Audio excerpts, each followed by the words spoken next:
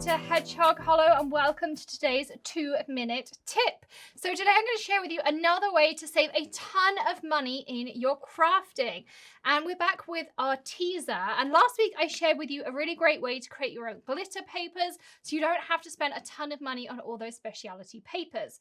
Well, today I'm going to share with you another way to save money on your papers just by taking your regular white cardstock and all of those amazing sentiment dies that we have in our stash, or you can use something like maybe your Cricut or your Silhouette, Scan and Cut, one of those machines that you have, and you can create your own ombre papers, custom colored papers. You can use this tip, and we'll be expanding on it in some future 2-minute tip segments. So what we're going to do is create custom ombre papers, custom colored papers, all using your alcohol markers. Now, a few weeks or maybe even a couple of months ago now, I reviewed the Arteza alcohol markers, and it was part of our hit or miss series, and they definitely came out as a hit. If you didn't see that review, go check it out in the top right hand corner, because Arteza produce really great quality arts and crafts supplies, an awesome price point. So in here, I have a ton of alcohol markers. I can't even remember how many you get. You get 60 markers in here.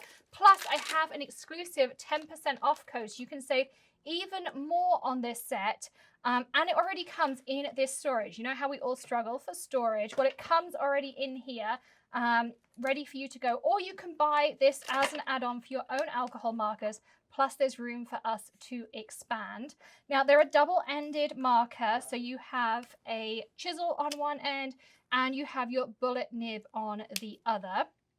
They are not refillable at the moment, but you have a ton of options in here, and you can now get extra add-on sets and all sorts of other options. So they're working on ways for you to be able to replace markers and those kinds of things to answer questions from last time. So I'm going to be using these markers, and you know I love my Copics and all those things, but they are pricey, like $8 a marker, I think they are now. They're a really expensive option. And there are lots of markers out there. We have an alcohol marker skill builder series where I've reviewed tons of different marker options. Again, check out that playlist in the top right hand corner. I really like this as a fantastic basics beginner set because you have a ton of colors in here. You've got lots of pinks, purples, yellows. You've got your whole spectrum and a really nice assortment of grays in here too. So if you're looking for a set of alcohol markers, a really great price point plus extra savings, you can try these out. Again, as I say with crafting tools, it's all about personal preference, but I also like the fact that they come with some storage. So today's tip, as I say, is about saving us some money. So we're going to be creating some ombre papers. I've grabbed my Concord Night Peekaboo dies here. I'm going to use this Smile one, and I have my favorite alcohol cardstock here, which is my Tonic Ultra Smooth White. And what I like to do is just mark out roughly where my die is going to be. So I'm just going to use a pencil. You don't need anything special, but it just tells me where I need to color, so I don't do a ton of extra coloring. And I like doing it on the smooth area because the downside of doing it if I pre-die cut out is you do some damage to your nib. So if I took this piece here, which is a beautiful die, it's called Layered Mandala from Paper Rose. Again, all the links and that exclusive Arteza code will be in the description below for you. So say I wanted to do it with maybe these 3 pink shades here. And you could use the chisel nib or you can use the bullet nib, whichever you prefer. When I do this, again, you want to have a piece of scrap paper underneath. Is when I go over this, you don't get the same nice blend because you can see your die cut moves around.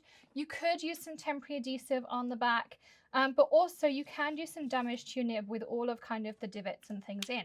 So I like to do my coloring before and then do my die cutting, which is why I like to just roughly mark out where my area is going to be. And you can do your ombre going like left to right, right to left, maybe meet in the middle or top to bottom. So you really can decide what you like. Now the first thing you want to do is make sure you lay down a nice base color. So I'm going to color all the way along with my base color.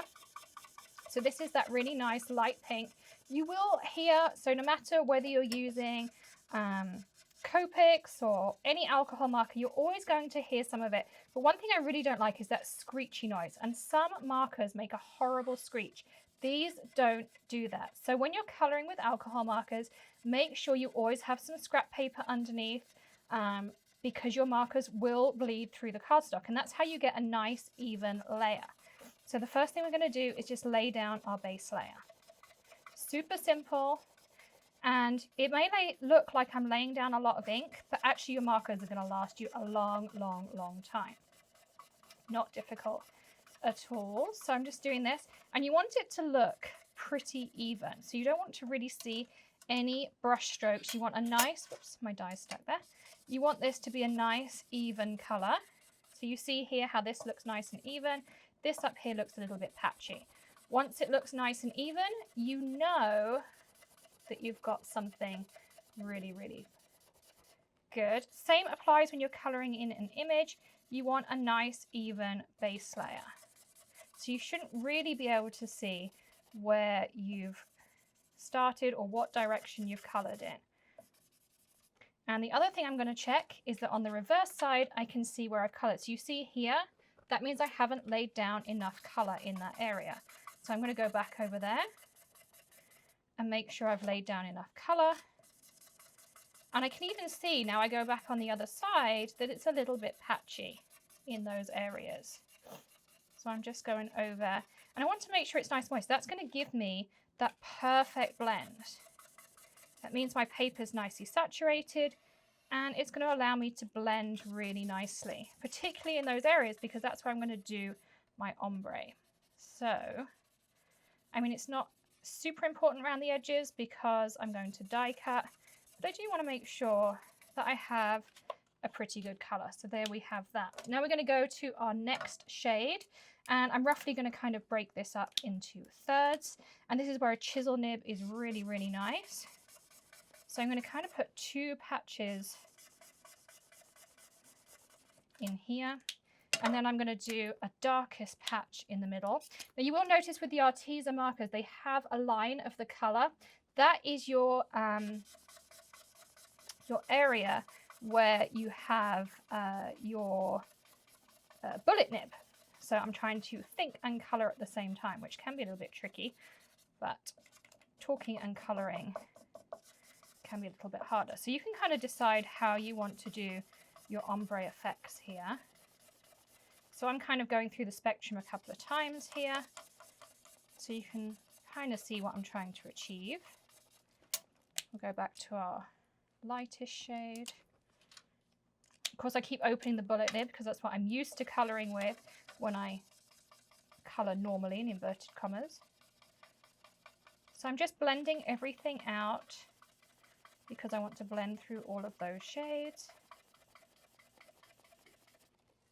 And so what you can start to see is what I'm achieving is a really nice ombre technique throughout all of my colors. I want to just kind of darken this area up a little bit and make sure it goes to the edge because I know I'm going to die cut, and I don't want the top of my die cut, where's my mid shade gone? Here it is, having any issues. So I'm just going to blend this out a little bit more. We also have an alcohol marker challenge coming up, and I'll add a link in the video description for you. You can sign up for our newsletter, and if you're interested in learning more about alcohol marker blending techniques and becoming a really great alcohol marker colorist, you can find out information. Sign up for our newsletter. We'll be releasing that information in the next couple of weeks, and you can sign up for that challenge when it comes out. We'll have 14 days, and it's just 15 minutes practice every single day to become an alcohol marker pro. So when you're done, you can take your die, position it wherever you want your transitions to be. I'm going to grab myself a little bit of tape. Of course, my favorite Mermaid tape dispenser here is absolutely perfect. And I'm going to tape my die down just like so. And then we're going to pop it through our die cutting machine. So you can use any die cutting machine. I really like the Gemini Junior, and lots of people ask me in every video why I have tape on my plates. It's just because of when I teach classes or do demonstrations, I tape my sandwiches together so that people know, and it makes it really easy. And then I don't get people cutting on the wrong plate or things like that. And it's really great at home. If you always die cut the same sandwiches, you can tape them together and it makes it really super simple. So that's literally the only reason. There's nothing special in there. Okay, so it will be a little bit wet to start with, But you can see here, and then I can just die cut accordingly. But now I have this really cool die cut that I've made with ombre paper. And I've made my own. I haven't had to spend a fortune on, you know, special papers or anything else. You know, you could add some really cool glitter details using those lovely Arteza glitters I showed you last time.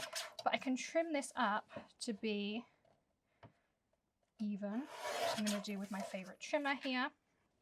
So I'm just going to go around the edges here. And so this is a little bit wet because of all the alcohol ink in it. If I was at home and I was just crafting for fun, I would let this dry a little bit. But look at that. Isn't that perfect with those graduations in there? Isn't that super cool? Look, think how much money you can save with this tip. Yes, I did go over that 2 minutes. I didn't add a timer on this time because I knew it would take me a little bit longer, but you are going to save so much money with this tip. I think you will absolutely love it. Don't forget to hit that subscribe button, ring the bell. You know the deal.